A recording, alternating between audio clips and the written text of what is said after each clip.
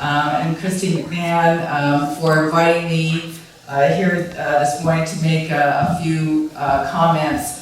Unfortunately, this is Asian American Pacific Islander Heritage Month for the month of May, and I'm on a marathon travel schedule. So it's not that I don't love you, but I do have to leave around 10 or 10:15 or so because I'm being driven to Rochester to get to Washington, D.C. And then going on to Philadelphia after that. So it's been one of those journeys. But I'm very excited that, to honor my father's 100th birthday, that was on January 30th, as well as the 75th commemoration of Korematsu versus the United States, which is on December 18th of this year. And the point being, my father, for some of you who saw my father's documentary yesterday evening of civil wrongs and rights, the Fred Korematsu story, and it received 2 Emmys. And my brother Ken, who is younger, was instrumental in getting that done. It took over 10 years to make. You could tell that my father was a very humble and kind person. He never swore a bad word in his life, neither did my mother actually. So, especially maybe that generation. But he was never bitter or angry. That's what, people are surprised about, because he was never bitter or angry. It was simply that he was right to violate the military orders or disobey the military orders, and the government was wrong to incarcerate 120 Japanese Americans without due process of law. Right? So it wasn't complicated for my father. I mean, sometimes in life we make things very complicated, and they don't really need to be. But I didn't know until my father's case was reopened in really 1982-83 that he had never given up hope that someday he would be able to reopen up his Supreme Court case, but he just didn't know how to do that. Attorneys to our family, we didn't know any really, and they were expensive. And you don't just run up to someone and say, well, I want to reopen my Supreme Court case, it just doesn't work that way. And it took finding the evidence in Washington, D.C. It took finding the smoking gun that proved that there was no military necessity for the Japanese Americans to be incarcerated, as Greg said, that, at the time, what they learned was that the Department of Justice had withheld evidence, destroyed evidence, and altered evidence that was to be presented to the Supreme Court. So who knows if they actually had had all the facts, what would have been the decision? We don't know. But unfortunately, my father's Supreme Court case is now more relevant actually than it was in 1944, just because of all the civil liberties violations that this country we're seeing and other people across this country are experiencing. The parallels between the Japanese American incarceration and the Muslim travel ban is obviously very clear, and my father would be very disgusted. He was still living in 2001 after 9/11, because he passed away in 2005. And we were standing in the kitchen, and I asked him, Daddy, what do you think of all this? Because it was Attorney General Ashcroft that had cited my father's Supreme Court case as a possible reason to round up Arab and Muslim Americans and put them in American concentration camps again. That was 2001. And it's been kind of a continuation of, different forms of really the violation of our civil rights and civil liberties. I mean, in 1942 it was racial profiling. Now we're dealing with racial and religious profiling. That's not what America's about. And my father would be very upset that we have not learned the lessons of history. That's what gets me up in the morning as I crisscross this country. Now my age range of audience is 5 years old to judges.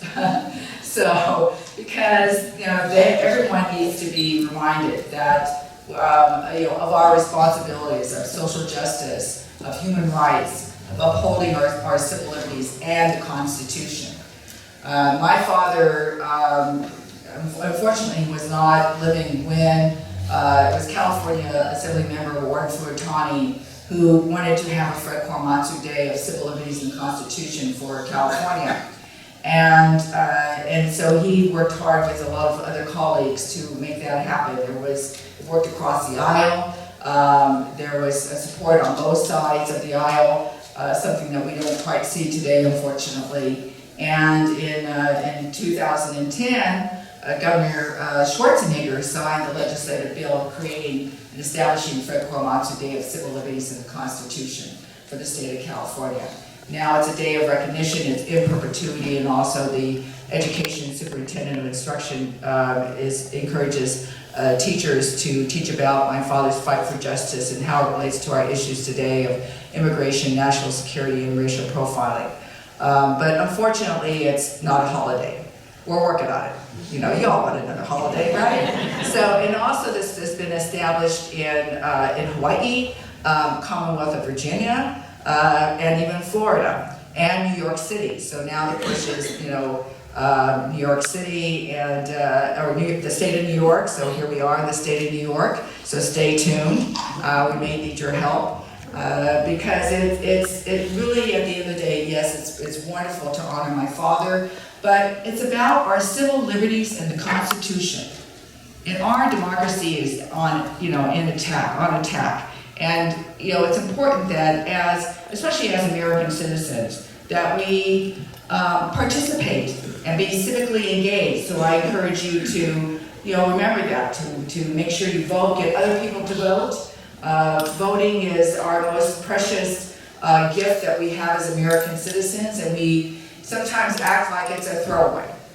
And that's not the way it should be. We want to teach young people, especially the 18 years old, that can register to vote. And it's important. It's an important voice that we have where we can make a difference.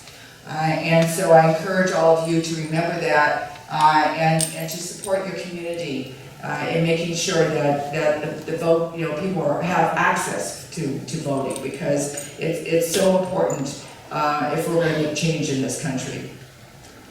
So you're going to hear this wonderful reenactment of my father's Supreme Court case, and I want to thank Judge Denny Chin and Kathy Chin, who are actually rock stars in my eyes. They're the superpower, and they've been doing these reenactments over the years, and I gave them the challenge, so they said, well, they couldn't say no, so that was good. But it was a challenge because the transcripts really weren't available. And now they're even having to kind of do some edits, and unfortunately they have me in at the very end of this reenactment as part of current events. So I won't able to do that, but we have an outstanding stand-in for Mianna, who is going to be doing my part. So it's not very long anyway. But the point being is, so no pressure. But the point being is, as you know, last year the decision in Trump versus Hawaii came down from the Supreme Court on June 26th. And it was a majority opinion, but only 5-4, so it was very close. And the Justice Roberts, Chief Justice Roberts, gave the majority opinion.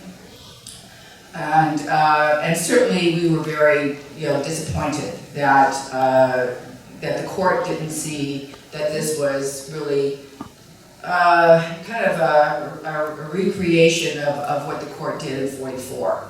And if you ever read that opinion, please do, and also read Justice Sotomayor's dissent, because she wrote a scathing dissent that really brings in those parallels of 1944 and how this was really wrong.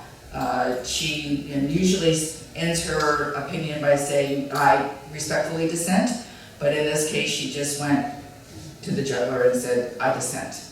And what she, I was very honored because I had, along with 2 other Supreme Court cases of the children of Jay Hirabayashi, the son of Gordon Hirabayashi, and Holly Yasui, the daughter of Min Yasui. We went together in our amicus brief, thanks to actually Aiken Gump, who did all the work pro bono, along with, we now have the Fred Korematsu Center for Law and Equality at Seattle University School of Law. They do not only academia, but also the support of amicus briefs like that. And so, but my name was, Justice Sotomayor mentioned my name in her decisions. I felt very honored that she recognized, because what we wanted to do was to remind the court of the danger of overreaching of power.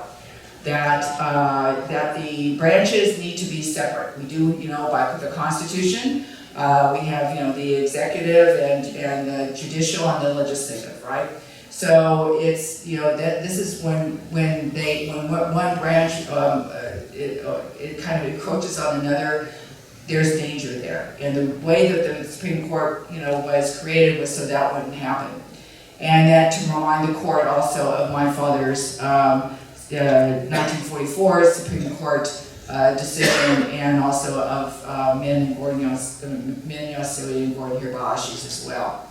However, of course, it was very disappointing. And what really was really disappointing, I need to say, is that when Chief Justice Roberts said in his decision that the case of Trump versus Hawaii, he said that Korematsu, meaning Korematsu versus the United States, has nothing to do with this case, right? He says Korematsu has nothing to do with Trump versus Hawaii. But then he goes on to say, but of course, Korematsu was unconstitutional, and he's going to kind of overrule it. I mean, it was just such a big throwaway.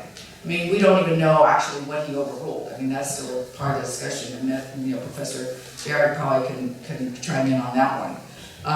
But what was so upsetting to me was that, Justice Roberts and the majority had upheld the Muslim travel ban and marginalized another group of people, like the Muslims and the Muslim community, and dishonored my father, all in one breath. And that was really what was so upsetting, and what drives me to even get up and do more in getting out in this country and trying to teach the lessons of history. Because obviously, we're not there.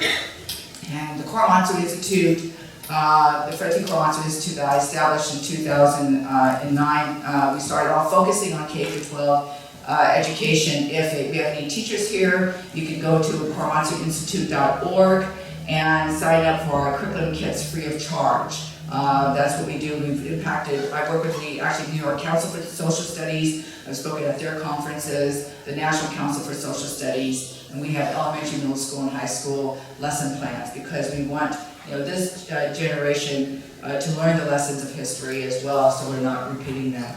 But because of what's happening and all the requests for me to speak, because of really my message and who my father was, that we are really promoting public civic engagement, that we want people to be involved in their own communities, and it starts at home, right? In your own community, whether it's the Board of Education or the Board of Supervisors, to your state legislatures, to this nation.